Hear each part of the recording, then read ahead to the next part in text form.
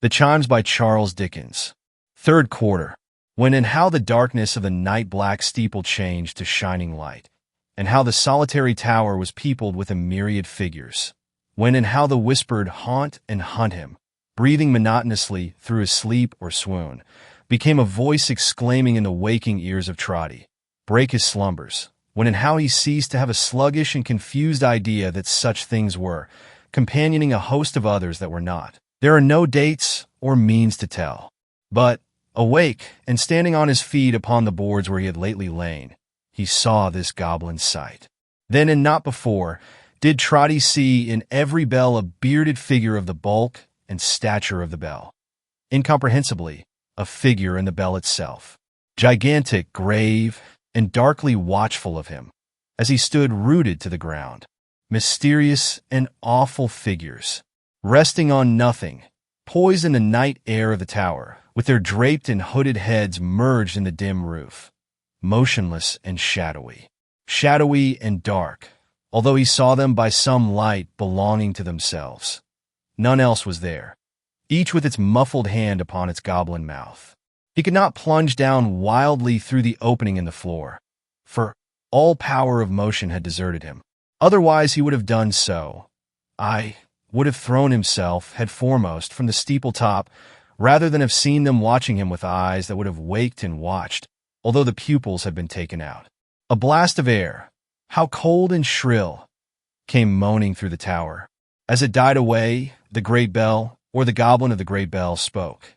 "What visitor is this?" it said. The voice was low and deep, and Trotty fancied that it sounded in the other figures as well. "I thought my name was called by the chimes," said Trotty, raising his hands in an attitude of supplication. "I hardly know why I am here, or how I came. I have listened to the chimes these many years. They have cheered me often, and you have thanked them," said the bell. "1,000 times," cried Trotty. "How?" "I am a poor man," faltered Trotty, "and could only thank them in words." "And always so?" inquired the goblin of the bell. "Have you never done us wrong in words?" "No," cried Trotty, eagerly. "Never done us foul, and false, and wicked wrong, in words," pursued the goblin of the bell. Trotty was about to answer, "Never," but he stopped and was confused. "The voice of time," said the phantom, "cries to man, advance. Time is for his advancement and improvement, for his greater worth, his greater happiness, his better life, his progress onward to that goal within its knowledge and its view, and set there in the period when time and he began. Ages of darkness, wickedness, and violence have come and gone. Millions uncountable have suffered, lived, and died to point the way before him. Who seeks to turn him back or stay him on his course arrests a mighty engine which will strike the meddler dead, and be the fiercer and the wilder ever for its momentary check. "I never did so to my knowledge, sir," said Trotty. "It was quite by accident if I did. I wouldn't go to do it, I'm sure." "Who puts into the mouth of time, or of its servants," said the goblin of the bell, a cry of lamentation for days which have had their trial and their failure, and have left deep traces of it which the blind may see. A cry that only serves the present time, by showing men how much it needs their help when any ears can listen to regrets for such a past. Who does this, does a wrong. And you have done that wrong to us, the chimes." Trotty's first excess of fear was gone, but he had felt tenderly and gratefully toward the bells, as you have seen. And when he heard himself arraigned as one who had offended them so weightily, his heart was touched with penitence and grief. "If you knew," said Trotty, clasping his hands earnestly, "or perhaps you do know, if you know how often you have kept me company, how often you have cheered me up when I've been low, how you were quite the plaything of my little daughter Meg, almost the only one she ever had, when first her mother died, and she and me were left alone, you won't bear malice for a hasty word. Who hears in us, the chimes, one note bespeaking disregard, or stern regard, of any hope, or joy, or pain, or sorrow, of the many-sorrowed throng? Who hears us make response to any creed that gauges human passions and affections, as it gauges the amount of miserable food on which humanity may pine and wither, does us wrong. "That wrong you have done us," said the bell. "I have," said Trotty. "Oh, forgive me! Spare me!" cried Trotty, falling on his knees, for mercy's sake." "Listen," said the shadow. "Listen," cried the other shadows. "Listen," said a clear and childlike voice, which Trotty thought he recognized as having heard before. The organ sounded faintly in the church below, swelling by degrees. The melody ascended to the roof and filled the choir and nave. Expanding more and more, it rose up, up, higher, higher, higher up, awakening agitated hearts within the burly piles of oak, the hollow bells, the iron-bound doors, the stairs of solid stone, until the tower walls were insufficient to contain it, and it soared into the sky. No wonder that an old man's breast could not contain a sound so vast and mighty. It broke from that weak prison in a rush of tears, and Trotty put his hands before his face.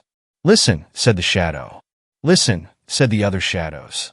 "Listen," said the child's voice. A solemn strain of blended voices rose into the tower. It was a very low and mournful strain, a dirge, and as he listened, Trotty heard his child among the singers. "She is dead," exclaimed the old man. "Meg is dead. Her spirit calls to me. I hear it. The spirit of your child bewails the dead, and mingles with the dead. Dead hopes, dead fancies, dead imaginings of youth," returned the bell, "but she is living. Learn from her life a living truth. Learn from the creature dearest to your heart how bad the bad are born. See every bud and leaf plucked one by one from off the fairest stem, and know how bare and wretched it may be. Follow her to desperation." Each of the shadowy figures stretched its right arm forth and pointed downward. "The spirit of the chimes is your companion," said the figure. "Go. It stands behind you." Trotty turned and saw the child Wolfern had carried in the street, the child whom Meg had watched, but now asleep. "I carried her myself tonight," said Trotty. "In these arms." "Show him what he calls himself," said the dark figures, one and all. The tower opened at his feet. He looked down and beheld his own form, lying at the bottom, on the outside, crushed and motionless. "No more a living man," cried Trotty. "Dead, dead," said the figures all together. "Gracious heaven, and the new year." "Past," said the figures. "What?" he cried, shuddering. "I missed my way, and coming on the outside of this tower in the dark, fell down a year ago." 9 years ago, replied the figures. As they gave the answer, they recalled their outstretched hands, and where their figures had been, there the bells were. "What are these?" he asked his guide. "If I am not mad, what are these?" "Spirits of the bells. Their sound upon the air," returned the child. "They take such shapes and occupations as the hopes and thoughts of mortals, and the recollections they have stored up, give them." "And you," said Trotty, wildly. "What are you?" "Hush, hush," returned the child. "Look here." In a poor, mean room, working at the same kind of embroidery which he had often seen before her, Meg, his own dear daughter, was presented to his view. He made no effort to imprint his kisses on her face. He did not strive to clasp her to his loving heart. He knew that such endearments were, for him, no more. But he held his trembling breath and brushed away the blinding tears, that he might look upon her, that he might only see her. Ah! Changed, changed! The light of the clear eye, how dimmed! The bloom, how faded from the cheek! Beautiful she was, as she had ever been, but hope, hope, hope! Oh, where was the fresh hope that had spoken to him like a voice? She looked up from her work at a companion. Following her eyes, the old man started back. In the woman grown, he recognized her at a glance. In the long silken hair, he saw the selfsame curls. Around the lips, the child's expression lingering still. See, in the eyes, now turned inquiringly on Meg, there shone the very look that scanned those features when he brought her home. Then what was this beside him? Looking with awe into its face, he saw something reigning there, a lofty something, undefined and indistinct, which made it hardly more than a remembrance of that child, as yonder figure might be. Yet it was the same, and wore the dress. Hark! They were speaking. "Meg," said Lillian, hesitating, "how often you raise your head from your work to look at me. Are my looks so altered that they frighten you? Asked Meg. Nay, dear, but you smile at that yourself. Why not smile when you look at me, Meg? I do so. Do I not? She answered, smiling on her. Now you do, said Lillian, but not usually. When you think I'm busy and don't see you, you look so anxious and so doubtful that I hardly like to raise my eyes. There is little cause for smiling in this hard and toilsome life, but you were once so cheerful. Am I not now? Cried Meg, speaking in a tone of strange alarm, and rising to embrace her. Do I make our weary life more weary to you, Lillian? You have been the only thing that made it life, said Lillian, fervently kissing her. Sometimes the only thing that made me care to live so, Meg. Such work, such work.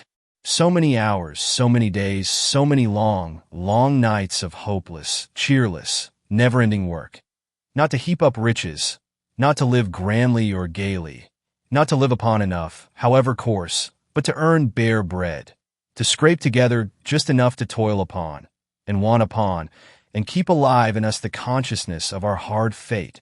Oh, Meg, Meg! She raised her voice and twined her arms about her as she spoke, like one in pain. How can the cruel world go round, and bear to look upon such lives?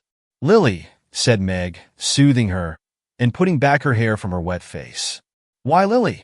You, so pretty and so young. Oh, Meg, she interrupted, holding her at arm's length and looking in her face imploringly. The worst of all, the worst of all. Strike me old, Meg. Wither me and shrivel me, and free me from the dreadful thoughts that tempt me in my youth. Trotty turned to look upon his guide, but the spirit of the child had taken flight, was gone. Fourth quarter. Some new remembrance of the ghostly figures in the bells, some faint impression of the ringing of the chimes, some giddy consciousness of having seen the swarm of phantoms reproduced and reproduced until the recollection of them lost itself in the confusion of their numbers.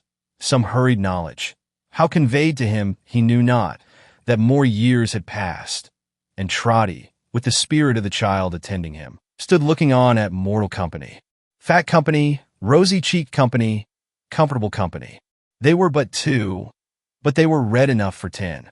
They sat before a bright fire, with a small low table between them, and unless the fragrance of hot tea and muffins lingered longer in that room than in most others, the table had seen service very lately.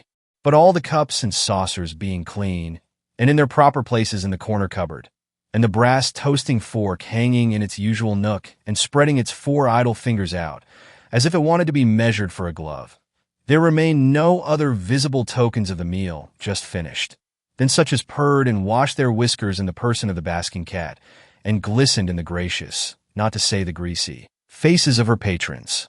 This cozy couple, married evidently, had made a fair division of the fire between them, and sat looking at the glowing sparks that dropped into the grate, now nodding off into a doze, now waking up again when some hot fragment, larger than the rest, came rattling down, as if the fire were coming with it.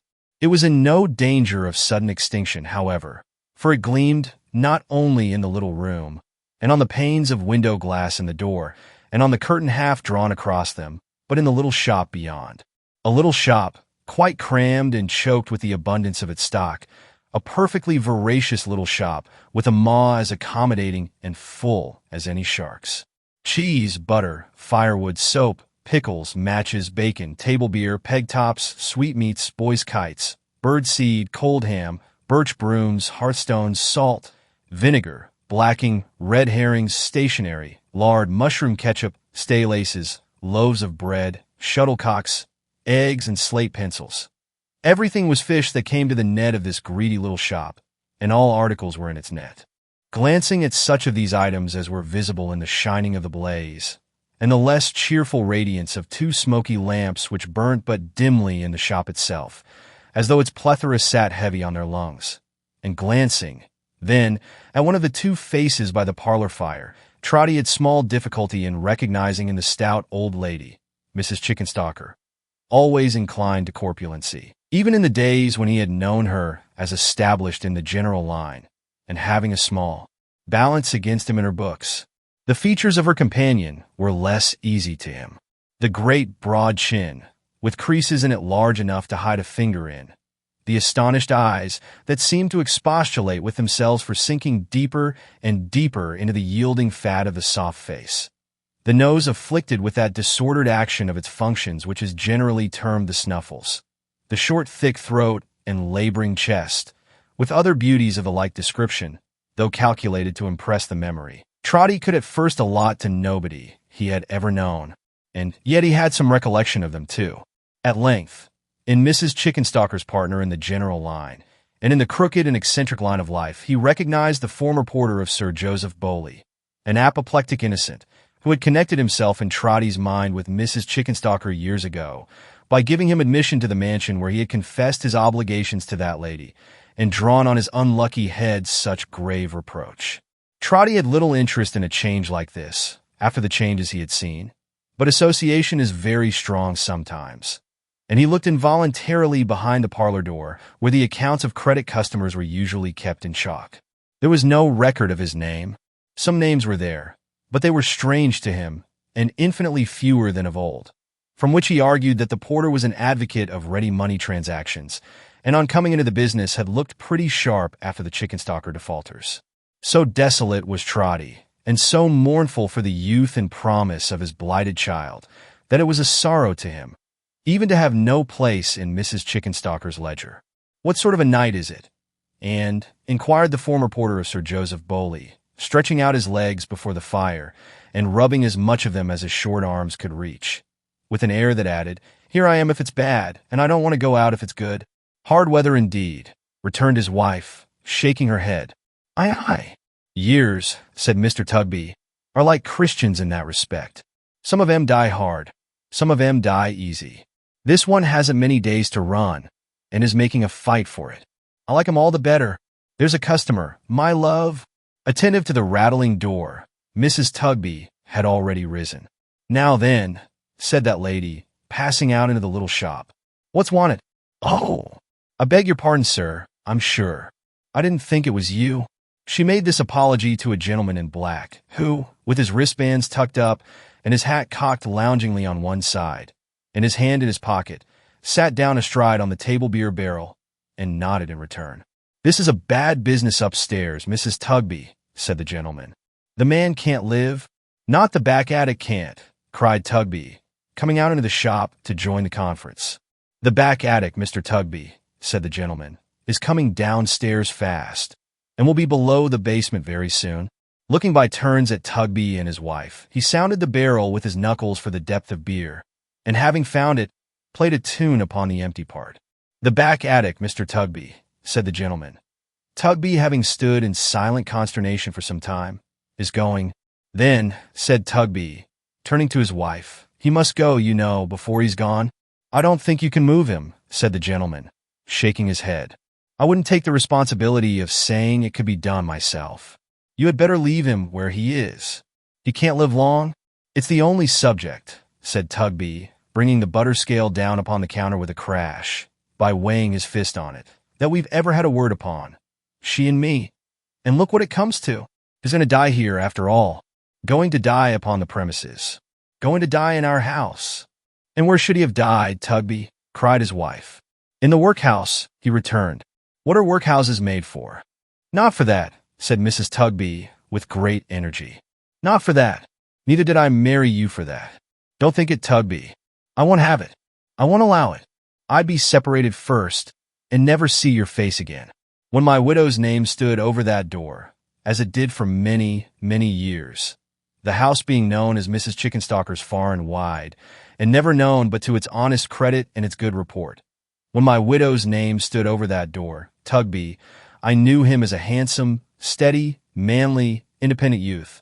I knew her as the sweetest-looking, sweetest-tempered girl eyes ever saw. I knew her father, poor old creetur. He fell down from the steeple walking in his sleep and killed himself, for the simplest, hardest-working, childest-hearted man that ever drew the breath of life. And when I turned them out of house and home, may angels turn me out of heaven, as they would, and serve me right." Her old face, which had been a plump and dimpled one before the changes which had come to pass, seemed to shine out of her as she said these words. And when she dried her eyes and shook her head and her handkerchief at Tugby, With an expression of firmness which it was quite clear was not to be easily resisted, Trotty said, "Bless her. Bless her." Then he listened, with a panting heart, for what should follow, knowing nothing yet but that they spoke of Meg. The gentleman upon the table beer cask, who appeared to be some authorized medical attendant upon the poor, was far too well accustomed, evidently, to little differences of opinion between man and wife, to interpose any remark in this instance. He sat softly whistling and turning little drops of beer out of the tap upon the ground, until there was a perfect calm, when he raised his head and said to Mrs. Tugby, late chicken-stalker, "There's something interesting about the woman, even now. How did she come to marry him?" "Why, that," said Mrs. Tugby, taking a seat near him, "is not the least cruel part of her story, sir. You see, they kept company, she and Richard, many years ago. When they were a young and beautiful couple, everything was settled, and they were to have been married on a New Year's Day. But, somehow, Richard got it into his head, through what the gentleman told him, that he might do better, and that he'd soon repent it, and that she wasn't good enough for him, and that a young man of spirit had no business to be married. And the gentleman frightened her, and made her melancholy, and timid of his deserting her, and of her children coming to the gallows, and of its being wicked to be man and wife, and a good deal more of it. And in short, they lingered, and their trust in one another was broken, and so at last was the match. But the fault was his. She would have married him, sir, joyfully. I've seen her heart swell, many times afterwards, when he passed her in a proud and careless way, and never did a woman grieve more truly for a man than she for Richard when he first went wrong." "Oh, he went wrong, did he?" said the gentleman, pulling out the vent peg of the table beer, and trying to peep down into the barrel through the hole. "Well, sir, I don't know that he rightly understood himself, you see. I think his mind was troubled by their having broke with one another, and that but for being ashamed before the gentleman, and perhaps for being uncertain, too, how she might take it, he'd have gone through any suffering or trial to have had Meg's promise and Meg's hand again. That's my belief. He never said so. More's the pity. He took to drinking, idling, bad companions, all the fine resources that were to be so much better for him than the home he might have had.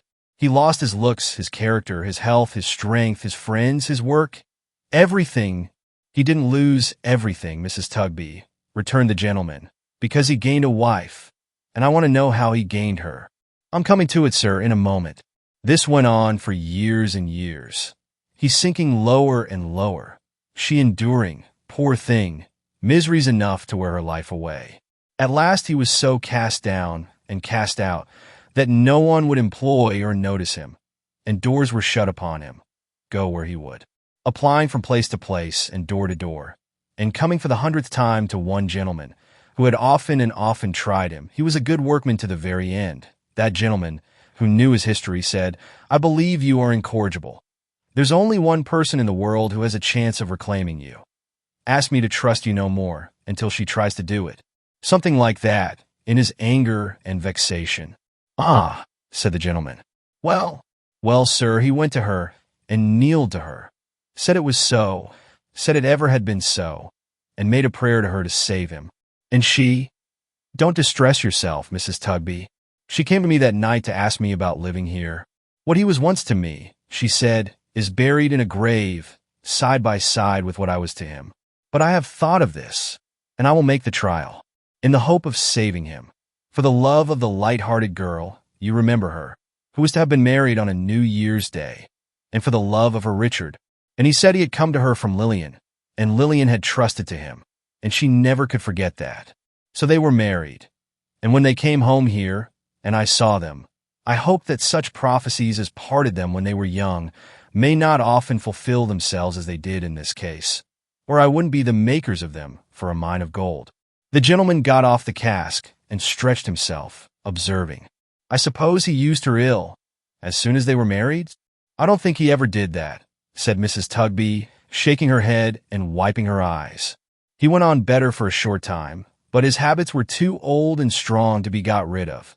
He soon fell back a little, and was falling fast back, when his illness came so strong upon him. I think he has always felt for her. I'm sure he has. I've seen him in his crying fits and tremblings try to kiss her hand, and I have heard him call her Meg and say it was her 19th birthday. There he has been lying now, these weeks and months. Between him and her baby, she has not been able to do her old work, and by not being able to be regular, she has lost it, even if she could have done it. How they have lived, I hardly know. I know, muttered Mr. Tugby, looking at the till and round the shop and at his wife, and rolling his head with immense intelligence. He was interrupted by a cry, a sound of lamentation, from the upper story of the house. The gentleman moved hurriedly to the door. "My friend," he said, looking back, "you needn't discuss whether he shall be removed or not. He has spared you that trouble, I believe." Saying so, he ran upstairs, followed by Mrs. Tugby, while Mr. Tugby panted and grumbled after them at leisure, being rendered more than commonly short-winded by the weight of the till, in which there had been an inconvenient quantity of copper. Trotty, with the child beside him, floated up the staircase like mere air. "Follow her! Follow her! Follow her!" He heard the ghostly voices and the bells repeat their words as he ascended. "Learn it, from the creature dearest to your heart." It was over. It was over. And this was she, her father's pride and joy. This haggard, wretched woman, weeping by the bed, if it deserved that name, and pressing to her breast, and hanging down her head upon an infant? Who can tell how spare, how sickly, and how poor an infant? Who can tell how dear? "Thank God," cried Trotty, holding up his folded hands. "Oh, God be thanked. She loves her child." Again Trotty heard the voices saying, "Follow her." He turned toward his guide, and saw it rising from him, passing through the air. "Follow her," it said, and vanished. He hovered round her, sat down at her feet, looked up into her face for one trace of her old self, listened for one note of her old pleasant voice. He flitted round the child, so wan, so prematurely old, so dreadful in its gravity, so plaintive in its feeble, mournful, miserable wail. He almost worshipped it. He clung to it as her only safeguard, as the last unbroken link that bound her to endurance. He set his father's hope and trust on the frail baby, watched her every look upon it as she held it in her arms, and cried 1,000 times, "She loves it! God be thanked, she loves it!" He saw the woman tender in the night, return to her when her grudging husband was asleep and all was still, encourage her, shed tears with her, set nourishment before her. He saw the day come, and the night again, the day, the night, the time go by, the house of death relieved of death, the room left to herself and to the child. He heard it moan and cry. He saw it harass her and tire her out, and when she slumbered in exhaustion, drag her back to consciousness and hold her with its little hands upon the rack. But she was constant to it, gentle with it, patient with it. Patient was its loving mother in her inmost heart and soul, and had its being knitted up with hers as when she carried it unborn. All this time, she was in want, languishing away in dire and pining want. With the baby in her arms, she wandered here and there in quest of occupation, and with its thin face lying in her lap and looking up in hers, did any work for any wretched sum, a day and night of labor for as many farthings as there were figures on the dial. If she had quarreled with it, if she had neglected it, if she had looked upon it with a moment's hate, if, in the frenzy of an instant, she had struck it, no, his comfort was she loved it always. She told no one of her extremity, and wandered abroad in the day, lest she should be questioned by her only friend. For any help she received from her hands occasioned fresh disputes between the good woman and her husband, and it was new bitterness to be the daily cause of strife and discord, where she owed so much. She loved it still. She loved it more and more. But a change fell on the aspect of her love. One night she was singing faintly to it in its sleep and walking to and fro to hush it, when her door was softly opened, and a man looked in. "For the last time," he said. "William Fern, for the last time." He listened like a man pursued, and spoke in whispers. "Margaret, my race is nearly run. I couldn't finish it without a parting word with you. Without one grateful word." "What have you done?" she asked, regarding him with terror. He looked at her, but gave no answer. After a short silence, he made a gesture with his hand, as if he set her question by, as if he brushed it aside, and said, "It's long ago, Margaret, now, but that night is as fresh in my memory as ever 'twas. We little thought then," he added, looking round, "that we should ever meet like this. Your child, Margaret? Let me have it in my arms. Let me hold your child." He put his hat upon the floor and took it, and he trembled as he took it from head to foot. "Is it a girl?" "Yes." He put his hand before its little face. "See how weak I'm grown, Margaret, when I want the courage to look at it. Let her be a moment. I won't hurt her.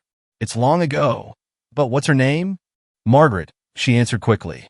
"I'm glad of that," he said. "I'm glad of that." He seemed to breathe more freely, and after pausing for an instant, took away his hand and looked upon the infant's face, but covered it again immediately. "Margaret," he said, and gave her back the child. "It's Lillian's. Lillian's." I held the same face in my arms when Lillian's mother died and left her. "When Lillian's mother died and left her," she repeated wildly. "How shrill you speak. Why do you fix your eyes upon me so?" "Margaret!" She sunk down in a chair and pressed the infant to her breast and wept over it. Sometimes she released it from her embrace to look anxiously in its face, then strained it to her bosom again. At those times when she gazed upon it, then it was that something fierce and terrible began to mingle with her love. Then it was that her old father quailed. "Follow her," was sounded through the house. "Learn it, from the creature dearest to your heart." "Margaret," said Fern, bending over her and kissing her upon the brow, "I thank you for the last time. Good night. Goodbye. Put your hand in mine, and tell me you'll forget me from this hour, and try to think the end of me was here." She called to him, but he was gone. She sat down stupefied, until her infant roused her to a sense of hunger, cold, and darkness. She paced the room with it the livelong night, hushing it and soothing it. She said at intervals, like Lillian when her mother died and left her. Why was her step so quick, her eyes so wild, her love so fierce and terrible, whenever she repeated those words? "But it is love," said Trotty. "It is love. She'll never cease to love it. My poor Meg." She dressed the child next morning with unusual care.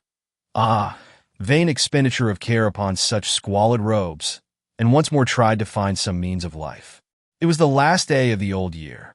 She tried till night, and never broke her fast. She tried in vain.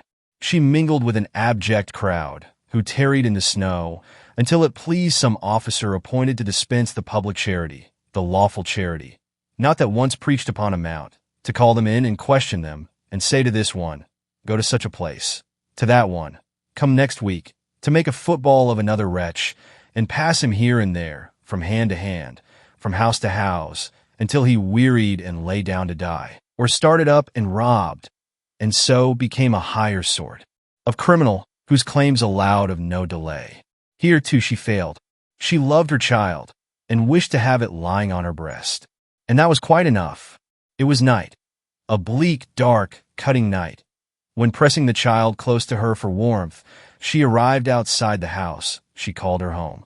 She was so faint and giddy that she saw no one standing in the doorway until she was close upon it and about to enter. Then she recognized the master of the house, who had so disposed himself. With his person it was not difficult as to fill up the whole entry. "Oh," he said softly, "you have come back?" She looked at the child and shook her head. "Don't you think you have lived here long enough without paying any rent? Don't you think that, without any money, you've been a pretty constant customer at this shop, now?" said Mr. Tugby. She repeated the same mute appeal. "Suppose you try and deal somewhere else," he said. "And suppose you provide yourself with another lodging. Come, don't you think you could manage it?" She said, in a low voice, that it was very late. "Tomorrow." "Now I see what you want," said Tugby, "and what you mean. You know there are two parties in this house about you, and you delight in setting them by the ears. I don't want any quarrels. I'm speaking softly to avoid a quarrel. But if you don't go away, I'll speak out loud, and you shall cause words loud enough to please you. But you shan't come in, that I am determined." She put her hair back with her hand, and looked in a sudden manner at the sky and the dark, lowering distance. "This is the last night of an old year, and I won't carry ill blood and quarrelings and disturbances into a new one, to please you nor anybody else," said Tugby, who was quite a retail friend and father. "I wonder you ain't ashamed of yourself, to carry such practices into a new year. If you haven't any business in the world, but to be always giving way and always making disturbances between man and wife, you'd be better out of it. Go along with you. Follow her. To desperation." Again the old man heard the voices. Looking up, he saw the figures hovering in the air and pointing where she went, down the dark street. "She loves it," he exclaimed in agonized entreaty for her. "Chimes, she loves it still. Follow her." The shadows swept upon the track she had taken like a cloud.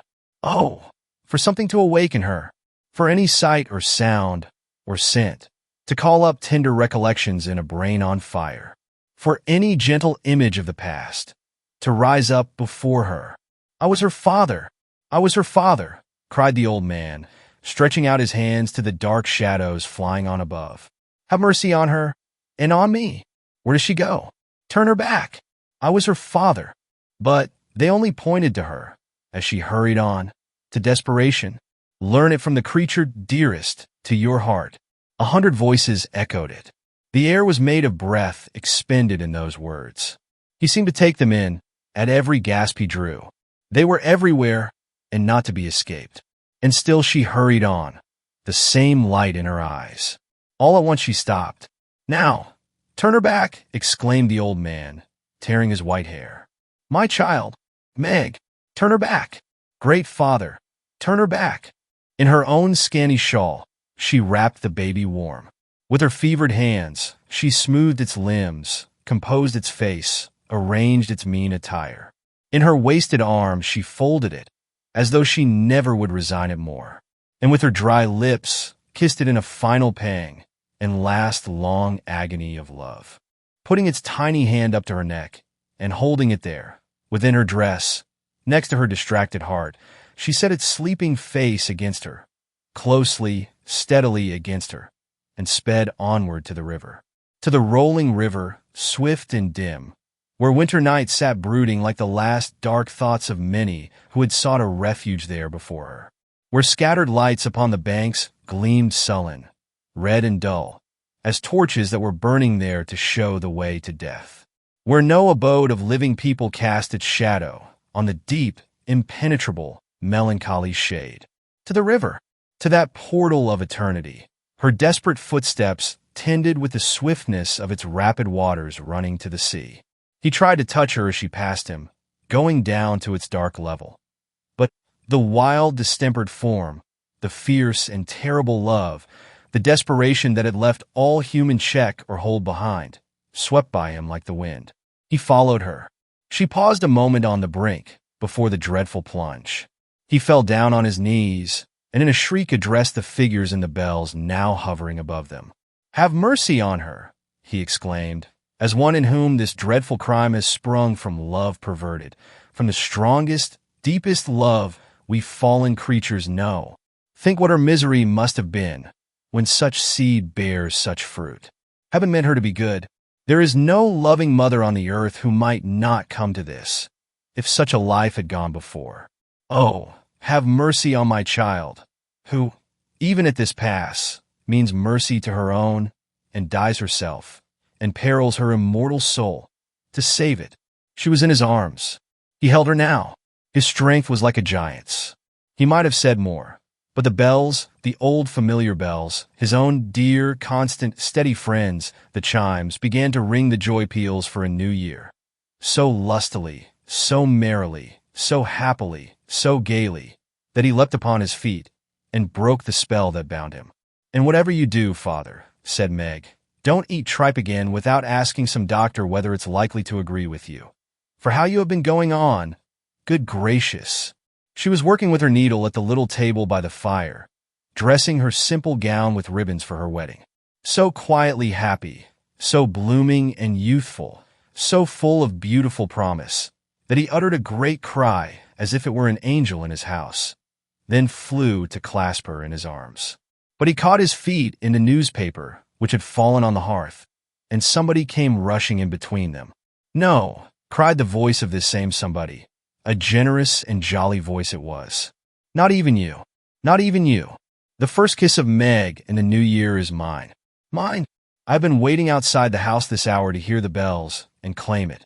Meg, my precious prize, a happy year, a life of happy years, my darling wife.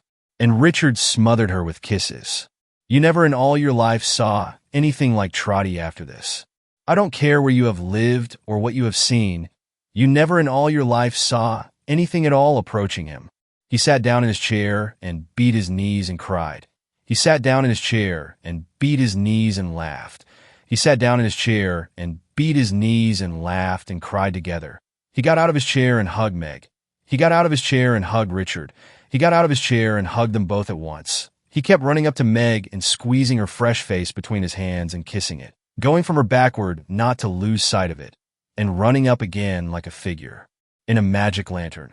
And whatever he did, he was constantly sitting himself down in this chair and never stopping in it for one single moment, being, that's the truth, beside himself with joy. And tomorrow's your wedding day, my pet, cried Trotty. Your real, happy wedding day. Today, cried Richard, shaking hands with him. Today. The chimes are ringing in the new year. Hear them? They were ringing. Bless their sturdy hearts. They were ringing. Great bells as they were, melodious, deep-mouthed, noble bells, cast in no common metal, made by no common founder. When had they ever chimed like that before? But today, my pet, said Trotty. You and Richard had some words today. Because he's such a bad fellow, father, said Meg. Ain't you, Richard? Such a headstrong, violent man. He'd have made no more of speaking his mind to that great alderman, and putting him down I don't know where, than he would of kissing Meg, suggested Richard. Doing it too. No, not a bit more, said Meg. But I wouldn't let him, father. Where would have been the use? Richard, my boy, cried Trotty. You was turned up trumps originally, and trumps you must be until you die. But you were crying by the fire tonight, my pet, when I came home. Why did you cry by the fire? I was thinking of the years we've passed together, father. Only that. And thinking you might miss me, and be lonely. Trotty was backing off to that extraordinary chair again, when the child, who had been awakened by the noise, came running in half-dressed. Why, here she is, cried Trotty, catching her up. Here's little Lillian. Ha ha ha. Here we are, and here we go. Oh, here we are, and here we go again. And here we are, and here we go. And Uncle Will, too, stopping in his trot to greet him heartily. Oh, Uncle Will, the vision that I've had tonight, through lodging you. Oh, Uncle Will, the obligations that you've laid me under by your coming, my good friend. Before Will Fern could make the least reply, a band of music burst into the room, attended by a flock of neighbors, screaming, A Happy New Year, Meg! A happy wedding! Many of them, and other fragmentary good wishes of that sort. The drum, who was a private friend of Trotty's, then stepped forward and said, Trotty Veck, my boy, it's got about that your daughter is going to be married tomorrow. There ain't a soul that knows you that don't wish you well, or that knows her and don't wish her well, or that knows you both and don't wish you both all the happiness the new year can bring. And here we are, to play it in accordingly. What a happiness it is, I'm sure, said Trotty, to be so esteemed. How kind and neighborly you are. It's all along of my dear daughter. She deserves it. At this moment a combination of prodigious sounds was heard outside, and a good-humored, comely woman of some 50 years of age, or thereabouts, came running in, closely followed by the marrow bones and cleavers and the bells. Not the bells, but a portable collection on a frame. Trotty said, It's Mrs. Chickenstalker, and sat down and beat his knees again. Married, and not tell me, Meg, cried the good woman. Never. I couldn't rest on the last night of the old year without coming to wish you joy. I couldn't have done it, Meg, not if I had been bedridden. So here I am. Mrs. Tugby, said Trotty, who had been going round and round her in an ecstasy. I should say, Chickenstalker, bless your heart and soul. A happy new year, and many of them. Mrs. Tugby, said Trotty when he had saluted her, I should say, Chickenstalker, this is William Fern and Lillian. The worthy dame, to his surprise, turned very pale and very red. Not Lillian Fern, whose mother died in Dorsetshire, said she. Her uncle answered yes, and meeting hastily, they exchanged some hurried words together, of which the upshot was that Mrs. Chickenstalker shook him by both hands, saluted Trotty on his cheek again of her own free will, and took the child to her capacious breast. "Well, Fern," said Trotty, pulling on his right-hand muffler. "Not the friend that you was hoping to find?"